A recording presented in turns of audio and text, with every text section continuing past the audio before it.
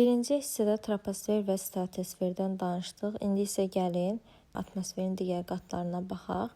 Stratosferdən sonra mezosfer qatı gəlir və stratosferdən yuxarıda 50-80 kilometr hündürlüklər arasında yerləşir. Bu təbəqədə havanın temperaturu yenidən düşür. Yəni troposferdə olduğu kimi hündürlüyə qalxdıqca mezosferdə də havanın temperaturu və təzyiqi azalır.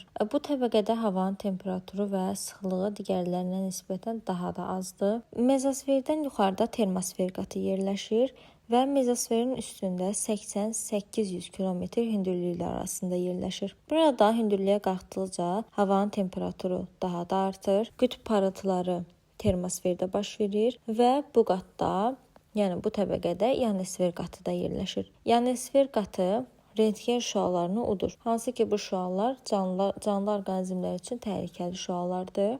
Bir də yer səthində rabitə əlaqələri bu qatın hesabına baş verir. Və onu da qeyd edeyim ki, termosferi həm də kosmosa çıxış da adlandırırlar.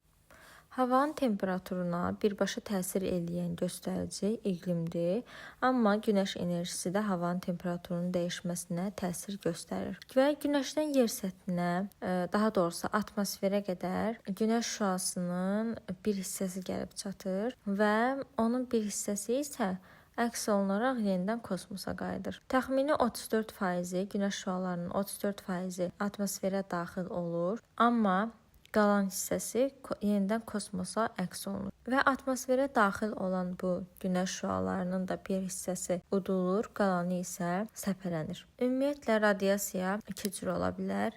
Bir düz radiasiya, bir də səpələnən radiasiya. Düz radiasiya isə iki cür olur.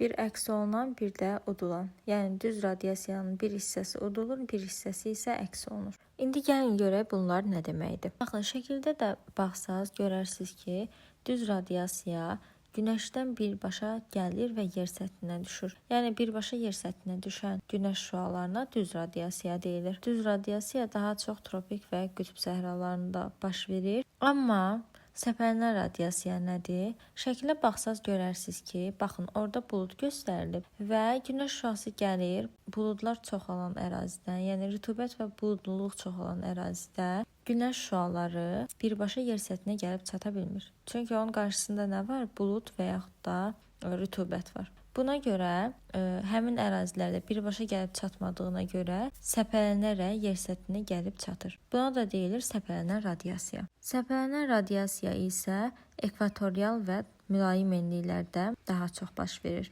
Az öncə qeyd elədim ki, günəş şüalarının bir hissəsi atmosferə daxil olur. Onun da bir hissəsi əks olunaraq yenidən kosmosa qayıdır. Ümumiyyətlə əks olunan günəş radiasiyasının əks olunmasına albedo deyilir. Şəkildə də görürsüz, günəş şüaları əks olunur və kosmosa qayıdır. Buna albedo deyilir. Bəs yaxşı, biz dedik ki, günəş şüalarının bir hissəsi atmosferə daxil oldu, onun bir hissəsi əks olundu, yəni albedo. Bir hissəsi isə, yəni qalan hissəsi udulur. Buna da deyilir udulan radiasiya. Ümumilikdə yer kürəsinin albedosu 40%-dir və yer səthinin müxtəlifliyinə görə albedo dəyişir. Yəni günəş şüalarının əks olunması dəyişir. Ola bilər ki, bəzi yerlərdə günəş şüalarının çox hissəsi əks olunsun, bəzi yerlərdə isə az hissəsi. Məsələn, təzə yağmış qarda 95% albedo müşahidə edilir. Meşələrdə 30%-dir, torpaqda 25%, qumda 40%, suda isə 5%-dir. Və qeyd elədik ki, məsələn, bunlardan biri misal göstərim. Tutaq ki, götürək qumu. Qumda albedo 40%-dir. Ümumiyyətlə, bu 100 üzərindən hesablanır. 100%-in 40%-i əks olunursa, deməli qum günəş radiasiyasının 60%-ni udur. Və yaxud da təzə yağmış qarda dedik ki, 95% albedo olur. 95%-i albedodursa, 5%-i udulandır. İndi isə gəlin radiasiya ilə bağlı bir neçə məsələ izahına baxaq. Tutaq ki, belə bir məsələ verir. Əks olunan radiasiya udulan radiasiyanın 3/2 hissəsinə bərabərdir Ümumi radiasiyanın miqdarı 150 kilokalori bölünsün kvadrat santimetr olduğunu bilərək əks olunan və udulan radiasiyanın miqdarını müəyyən edin. Biz buradan tapmalıyıq udulan radiasiyanı. Ümumiyyətlə bizə məsələnin əvvəlində verib ki, əks olunan radiasiya udulan radiasiyanın 3/2 hissəsinə bərabərdir. Deməli burada sizə mən kəsrlə izah edəcəm ki, tam başa düşə biləsiniz. Deməli 3/3x biz götürürük udulan radiasiyanı, 3/2x isə götürürük əks olunan radiasiyanı və bunları toplayırıq.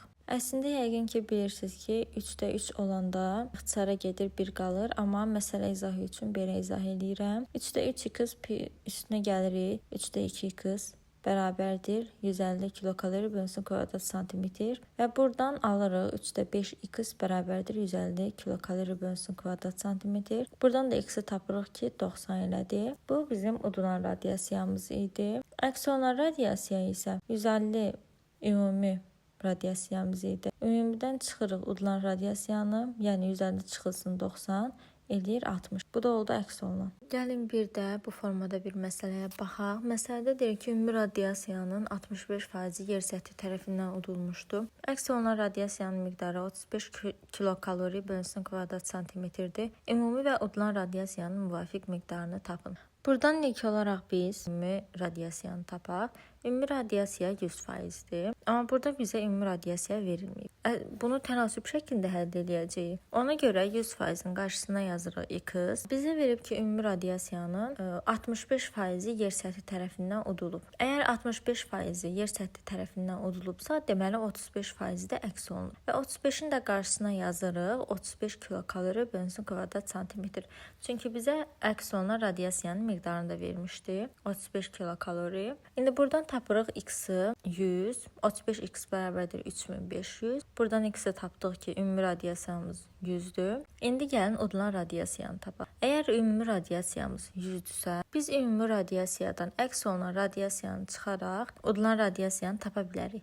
Ona görə də 100-dən çıxırıq 35-i. 35-i də bizə məsələnin daha doğrusu şərtində vermişdi ki, əks olunan radiasiya 35-dir. 100 çıxılsın 35 bərabərdir 65. Məsələlərin şərtində də fikir verdinizsə, günəş radiasiyasının miqdarı kilokalori ilə verilir, yəni kilokalori ilə ölçülür və ümumi radiasiyanın illik kəmiyyəti ekvatordan qütblərə doğru dəyişir. Şəkildə verilən qrafikada baxsaz, oradan da görərsiniz ki, ekvatorda günəş şüalarının, günəş radiasiyasının daha doğrusu miqdarı 100-150 arasında verilir. Qrafikada nəzərə yetirsəz, görərsiniz ki, doğrudan da ekvatordan tropiklərə doğru günəş radiasiyasının kəmiyyəti artır, amma tropiklərdən qütblərə doğru yenidən azalır. Ekvatorda ümumi radiasiyanın kəmiyyəti 140-145-dir. Tropiklərdə 200-220-dir. Mülayim enliklərdə 100-140-dır. Qütblərdə isə 30-35 kilokaloridir. Ekvatorda az olmasının səbəbi ekvator boyu ərazilərdə buludluluğun və rütubətin çox olmasıdır. Tropiklərdə görürsüz, ən çox tropiklərdədir. 200-220 dedim. Çünki burada tropiklərdə bilirsiniz ki, belə deyim də, günəşin düz radiasiyası, il boyu günəşin düz radiasiyası müşahidə edilir və il boyu isti və quraq olduğuna görə tropiklər ən yüksək ümumi radiasiya tropiklərdədir. Mülayim enliklərdə yenə də buludluluqla və deməli rütubətdən asılı olaraq daha da azalır. Ən az isə qütblərdədir.